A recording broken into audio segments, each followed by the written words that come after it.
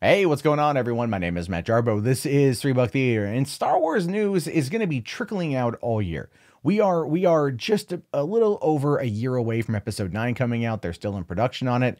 Then, of course, there's all the months of post-production, the marketing. Oh, dear God, the marketing, all the interviews, all the press junkets, all this stuff leading up to the red carpet premiere of the film. And then, of course, when it gets the wide release, we all get to dive in, dissect it, love it or hate it, and have ourselves a merry old Christmas in a year from now.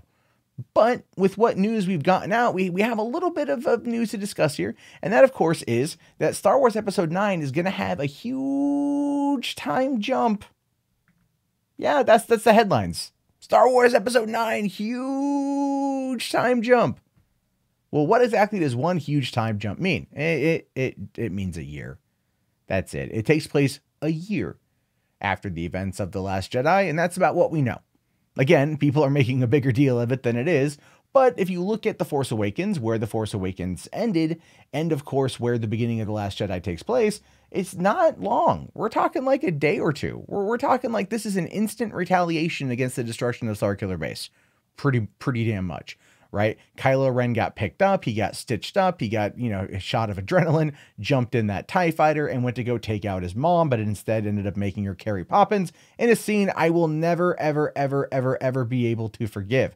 It's just that bad, folks. I'm sorry. You might think it's pretty cool that she used force powers. I think it's dumb as hell that she used it to survive in the vacuum of space.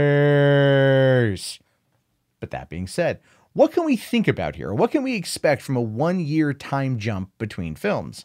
Well, it only seems to make sense. Because at the end of The Last Jedi, when they're all stuck on Crate, reaching out for help and realizing that no one out there is going to come to their aid, no one out there is going to give a damn, they are literally the remnants of the Resistance. There is a handful of people, a couple droids, a beat-up Millennium Falcon, and a partridge in a goddamn pear tree.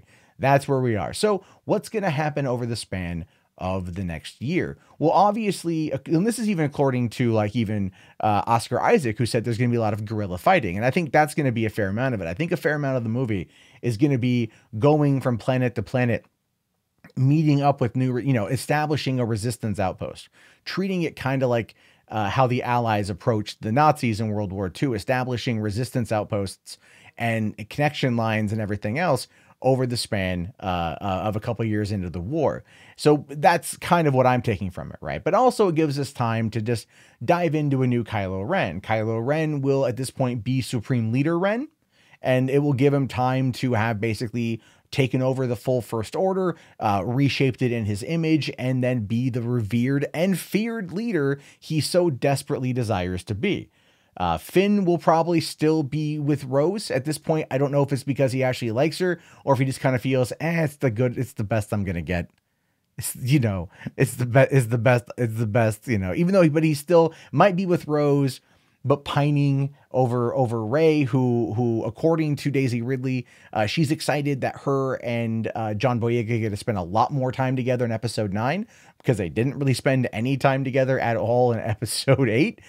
So it makes sense that they're going to want to get back together because the two do have good chemistry, and I think fans want to see that. I don't think fans want to see Finn and Rose hook up. I don't think fans want to see that. I don't think fans are going to be very happy with what could be considered a drunken college night hookup becoming the love of his life sort of thing. Finn is all about Rey, but we're going to have ourselves the love triangle situation because they've now established 2 of them.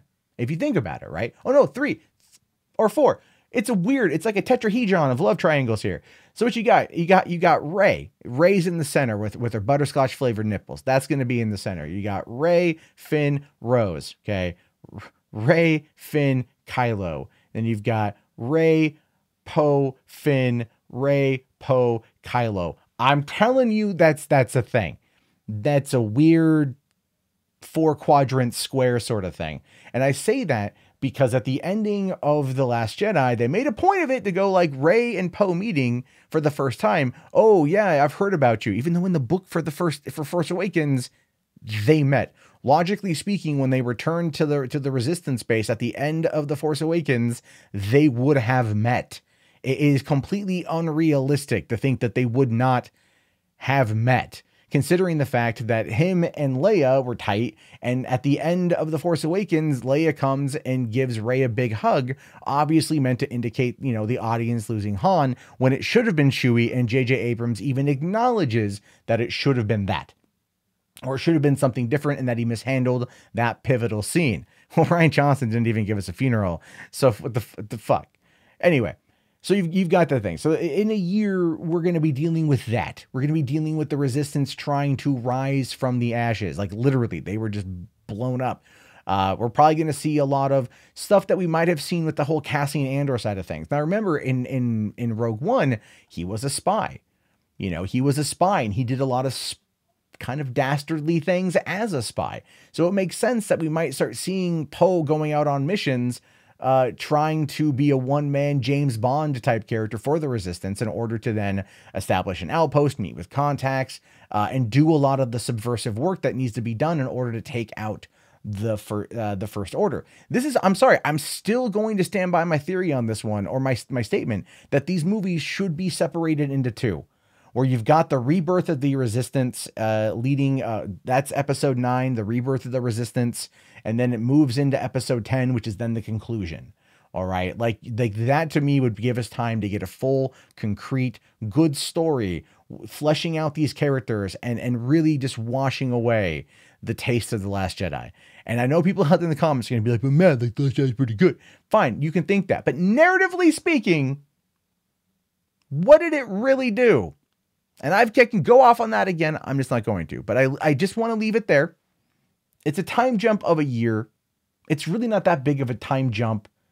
But at the same time, we're going to see the Resistance. And I'm hoping we see the Resistance in shambles, and that it's having trouble building itself back up. And that's a big part of it. I don't want them to like Mary Sue the Resistance, where all of a sudden they've got like this massive army again. I want to see struggle. I want to see strife. I want to see Kylo Ren relentlessly hunting them down because he wants Rey, or he wants the power, whatever. He wants to take them out. That's what I want to see, because then it gives urgency to their mission and then would propel it into a proper finale. Needs 2 more movies, point blank. Anyway, your thoughts on this, let me know down in the comments below. My name is, of course, Matt Jarbo. This has been 3 Buck Theater. Call into our voicemail line at 818-350-3281, 818-350-3281, and I will talk to you guys later. Have yourself a fantastic day. And of course, as always, may the Force be with you.